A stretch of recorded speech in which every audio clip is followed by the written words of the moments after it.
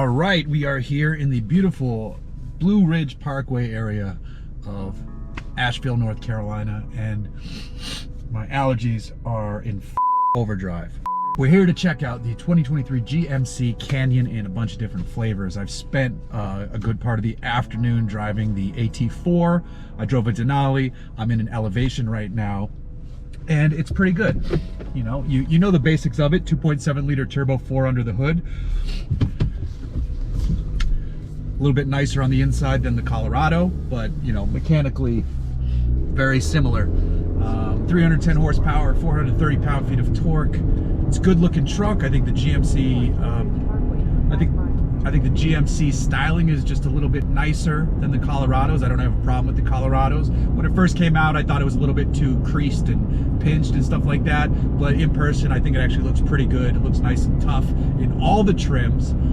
And as I said, we're in this Elevation trim right now, which I believe gets a 2-inch lift over whatever the base model is. However, it's not the reason I'm excited to be here in North Carolina at the moment to drive these trucks. The reason is because of this. Take it away, Jeff from tomorrow. All right, thanks, past Jeff. It's now future Jeff, and I'm in the AT4X. This is the one I've really been wanting to drive. This is basically the ZR2 equivalent for the GMC family. Same engine, but you get a little bit more protection, you get more aggressive bumpers, so you have better approach and departure angles, 33-inch mud terrain tires. It's just a nice looking truck. There's also an Edition 1 version of this that adds a front bull bar with they call it a safari light. It's got more lighting on it. It's got different wheels. It's got a few extra features there. It comes with a winch from the factory, which is actually pretty amazing. You don't see that too often, but that's a first edition only type thing. AT4X though, technically a very capable truck. I was riding right seat for a portion of this off-road drive we're doing right now, and watching the trucks with the amount of articulation they have is incredibly impressive. On the AT4X, you get not just a rear locker, but you get front and rear lockers, which is amazing. That just like an instant upgrade. You can kind of go a lot more places when you do that. Coupled with the good 33-inch tires, that helps as well. But it also has Multimatic, the spool valve damping suspension system, and it's really making it not just capable but still comfortable somehow. We're not getting tossed around in the cabin as it's moving from side to side over the obstacles and the various bits of terrain we're seeing here. And the trail has been fun. It's been tight. It's more technical than you usually get on stuff like this. They usually try to baby it down for us automotive journalists, but there's some good stuff we're seeing on the trail here, and these trucks are doing it well.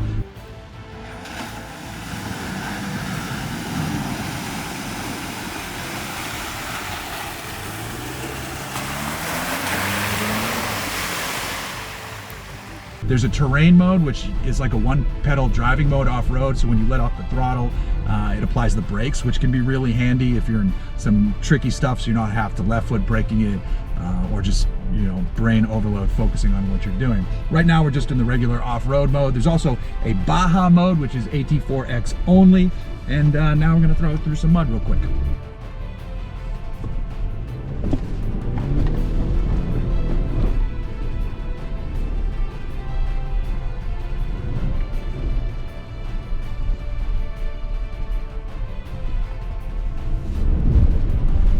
That's fun. We're getting these trucks absolutely filthy in the best way possible. And I didn't mean to do that. I turned this. Here's a few things I don't like about the truck. I just thought of that. I went to grab the wipers, but accidentally did the turn signal, and there's no light switch over there. You have to press a button on the display screen. While it is a nice display screen, it's kind of stupid to get rid of a light switch. Minor gripe: if you have the truck, you're mostly going to leave the lights in automatic mode as it is, which is what GMC is claiming, at least anyway. I still like to be able to turn them on, turn them off if I need to do so. Another thing, there is a grab handle on the passenger side, but it's more of a forward position, so it's good for getting in and out of the truck. It's not like an oh shit handle for holding on to when you're in the cabin. There's nothing to grab there, and I kind of miss that. The steering wheel, I wish it could. It does tilt and telescope, which is always appreciated. However, I wish it came out just a bit further. I have to move my seat in. I mean, there's plenty of room. The comfort level of the seat is really nice. but I am sitting even further than, I do like to be on the steering wheel when I'm driving, but still I wish the steering wheel came to me instead of me having to meet the steering wheel. Otherwise, I'm really impressed so far. This thing can do a lot of stuff. You got all physical buttons still. You've got two really nice screens in here that kind of not merge into one, but you know, they're together. They're easy to see. You still got physical buttons for all your HVAC stuff. Your rear locker, your front and rear locker buttons are right down here as well. You can turn start, stop off down here. So ergonomically, this is a really nicely designed cab. So here's the trim and price breakdown for this truck. Earlier, I mentioned a base model, but the Elevation is the base model. So that means every version of the Canyon sits with a nice wide stance and packs the good power afforded by that turbo 4-banger under the hood. In the cabin, the Elevation and AT4 models get an 8-inch instrument cluster display, while the Denali and the AT4X get a larger 11-inch display. All of them, however, get the 11.3-inch center infotainment display. You have decent capability at every level too. I mentioned the wider stance, but the wheelbase is longer too, as GMC moved the front axle forward a bit. They also removed the front air dam to improve approach angle. The proportions on this crew cab short bed truck work really well.